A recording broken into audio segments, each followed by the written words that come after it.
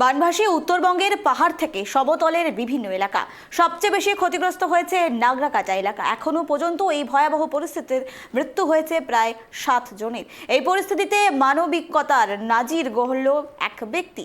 বিশেষ প্রতিবেদনে তুলে ধরছি আপনাদের কাছে সেই বিষয়।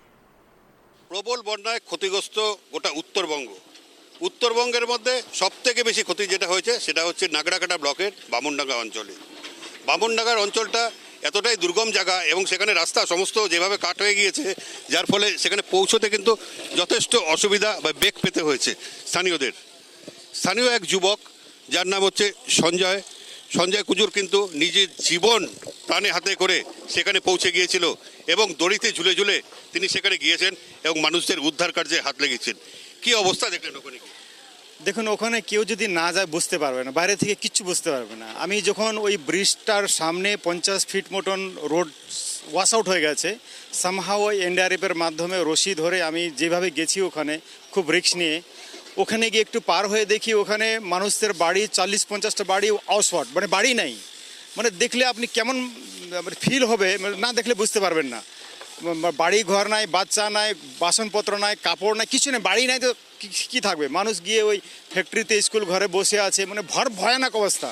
মানে কেউ ভাবতে পারে না এরকম বন্যা আসবে। মানে আজ অবধি জীবনে আমরা এত বড় হয়ে গেলাম, কোনোদিন এরকম বন্যা আমরা দেখিনি। তারপরে ওখান থেকে বামনডাঙ্গা গেলাম, বামনডাঙ্গাতে 3-4টা ব্রিজ ভেঙে গেছে, ওখানে সামহাও আমরা ম্যানেজ করে গিয়েছি। তারপরে অনেক মানুষ ওখানে এমন কথা বলতে পারছে না, ভয়ে আছে, খেতে পাচ্ছে না, সকাল থেকে ব্রাশ করে নাই।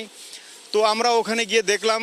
তারপরে এনডিআরএফ টিম খুব ভালো টিম ছিল, ওদের সাথে আমরা ওই বৃষ্টির মধ্যে বোর্ড নিয়ে গেলাম। আমরা নিজে ওখানে 4টা ডেড বডি বের করেছি, পরে গ্রামের লোক একটা ডেড বডি বের করেছে।